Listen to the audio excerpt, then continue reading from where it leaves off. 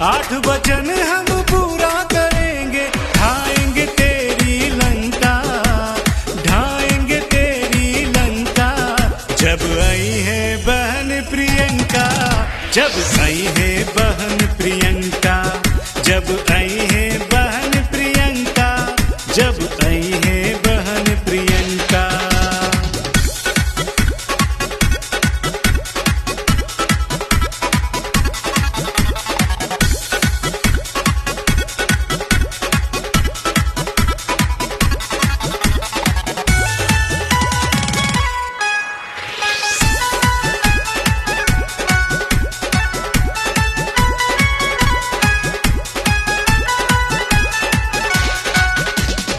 सोनिया जी के आशीर्वाद से राहुल जी में हिम्मत बा, संजय भैया बने सारथी, जनमानस के चाहत बा, जनमानस के चाहत बा।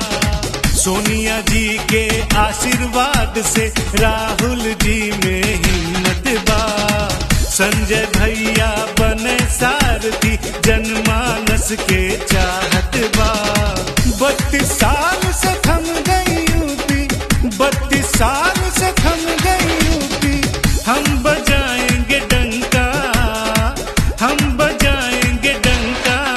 जब आई है बहन प्रियंका, जब आई है बहन प्रियंका, जब आई है बहन प्रियंका, जब आई है बहन प्रियंका।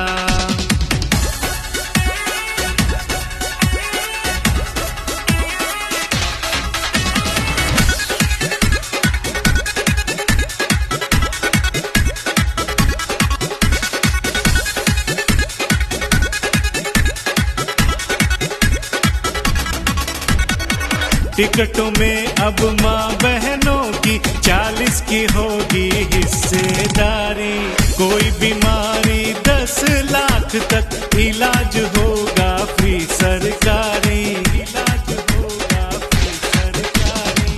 टिकटों में अब माँ बहनों की 40 की होगी हिस्सेदारी, कोई बीमारी 10 लाख तक इलाज होगा फ्री सरकारी। किसानों का पूरा कर्जा, किसानों का पूरा कर्जा माफ करेंगे पक्का, हम माफ करेंगे पक्का। जब आई है बहन प्रियंका, जब आई है बहन प्रियंका, जब आई है बहन प्रियंका, जब आई है बहन प्रियंका।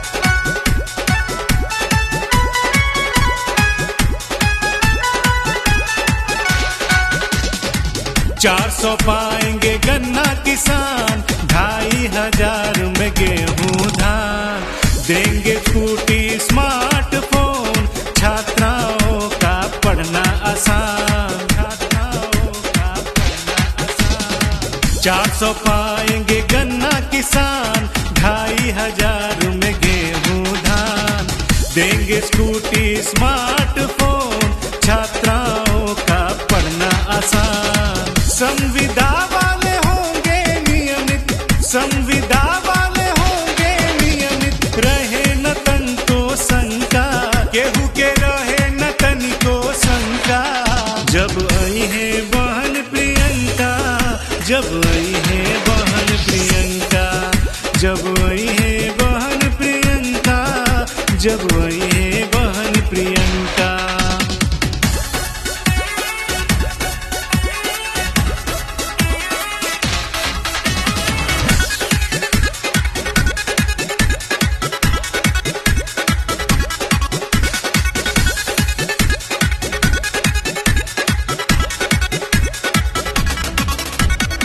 दूर करेंगे कोरोना में जिस पर पड़ी है आर्थिक मार, मदद की खातिर उस परिवार को देंगे 25-25 हजार।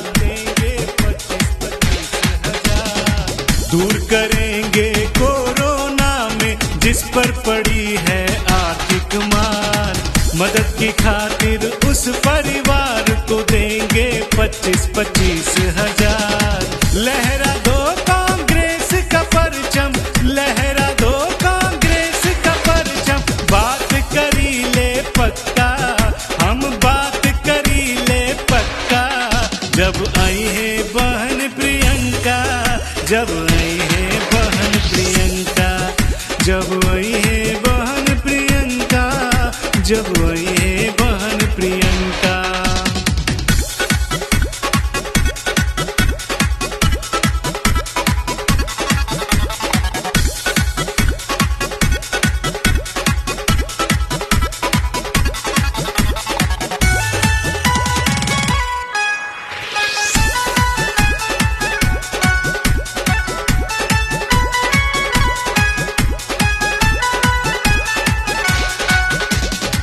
बिजली का बिल हाफ करेंगे, कोरोना काल का माफ करेंगे।